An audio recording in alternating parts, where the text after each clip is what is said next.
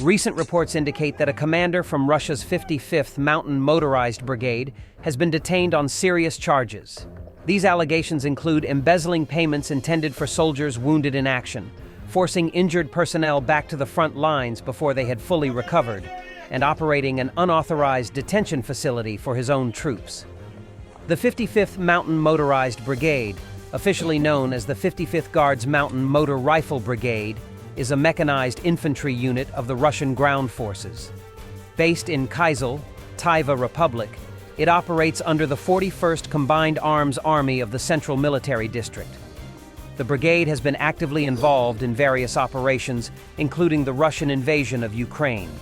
As of now, detailed information about the detained commander's identity and the specific circumstances leading to his arrest remains limited. The Russian Ministry of Defense has not yet issued an official statement regarding this incident. The situation is developing, and further updates are anticipated as more information becomes available.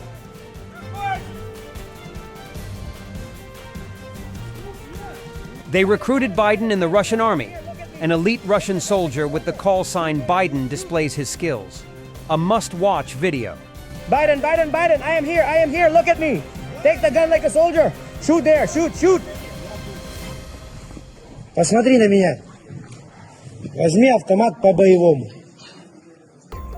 Стреляй вот туда. Стреляй. Стреляй. Shoot. Стреляй. Biden, change the store. Меняй магазин.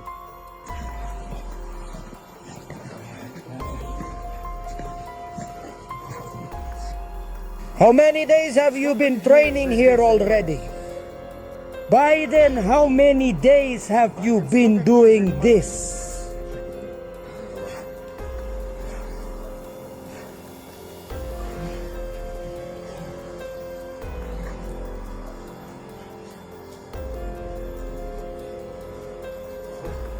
I do not know what you know. Я не знаю, чему учить этих людей. Ukrainian paratroopers of the 82nd Brigade defeated an assault group of invaders who tried to break through to the village of Nikolsky in Kursk in armored vehicles. A Russian assault group consisting of a platoon with 3 armored vehicles and covered by a tank attacked the village of Nikolsky. The defense of this settlement, the Russians tried to break through for the second time in recent days. The mechanized convoy, led by a T-80 with mine trawls, managed to approach the settlement, after which the lead vehicle was fired upon. The tank withstood several hits, but 2 BMP-3 IFVs were disabled near a water tower on the outskirts. Another IFV and a tank reached the village but were halted there.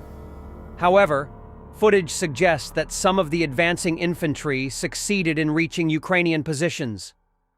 A few days earlier, on January 21st, Russian troops made another unsuccessful assault on the same settlement with several mechanized columns, losing 3 tanks and 7 infantry fighting vehicles in the battle.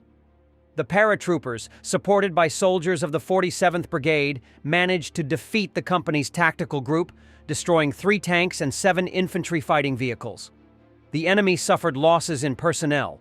35 infantrymen were killed and 62 others wounded. The defeat of the attack and heavy losses on the approach to the Ukrainian position severely damaged the morale of the enemy infantry. When drones came into view, one of the surviving soldiers simply laid down on the ground and shot himself. The reconnaissance UAV footage shows that the infantryman was not wounded, so this decision can only be explained by a deep level of demoralization, fear, and the lack of evacuation by neighboring units.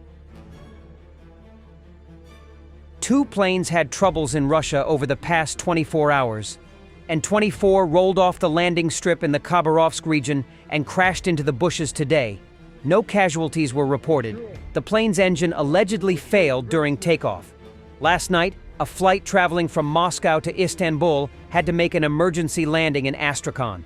Aeroflot said the Boeing 737-800 plane had technical issues. It is not safe to fly in Russia. Putin, we are ready for these negotiations on the Ukrainian issue. But there are also issues here that require special attention. This is not the Ukrainian issue. This is Russian aggression against Ukraine, Russian war crimes. Ukraine needs just peace, not Russian peace. As for the question related, let's say, to negotiations, and in this sense, we have always said, I want to emphasize once again, we are ready for these negotiations on the Ukrainian issues, but there are also questions here that require special attention. Russian oil ships are forced to change the flags to hide from US and UK sanctions, reports Bloomberg. The Barbados Ship Registry said that by the end of the month, it will have asked a total of 46 ships to remove the country's flag as a result of UK sanctions. Sailing under the flag of Barbados had been a coup for Russian shipping, as it's one of the world's more reputable vessel registration nations. Some of the Barbados ships have already been re-registered with other nations, including Tanzania and São Tomé and Príncipe, according to the Aquasis Marine database. Separately, Panama's ship registry said earlier this month that it had begun to delist 68 vessels that were sanctioned by the US. I hope this is being monitored and necessary measures will be taken.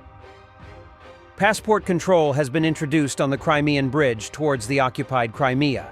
The Russian special services are conducting so-called anti-terrorist measures, according to an official of the occupation authorities, Oleksandr Ovdienko. The passport control is carried out by the Russian Interior Ministry. Also, certain models of small trucks are prohibited from crossing the bridge. In the areas adjacent to the bridge in the occupied Crimea, training was held for units, including Bars Krim and other units of the Russian military group stationed on the peninsula. According to local propaganda resources, the exercises were aimed at countering the infiltration of saboteur groups. Prepare original documents for a quick manual inspection, Russian invader Ovdienko stated. The Russian authorities are often concerned about the security of the Kerch Bridge against the backdrop of Ukraine's increasing capabilities to destroy it. The bridge crossing connects the annexed Crimea with the territory of Russia, the Kerch and Taman peninsulas through the island of Tuzla and the Tuzla Spit. It consists of two parallel bridges, a road bridge and a railroad bridge. The Kerch Bridge is used by Russia to supply its troops during a full-scale invasion of Ukraine. The Security Service of Ukraine has bombed the bridge several times. On October 8, 2022, an explosion occurred on the bridge, causing the collapse of two highway spans and a severe fire on the railroad part of the bridge. And on July 17, 2023, a second explosion destroyed one of the highway spans. However, to completely disable the bridge, either several piers in the eastern or central part or one of the piers supporting the archway in the western part would need to be severely damaged. Thanks for watching, and don't forget to subscribe.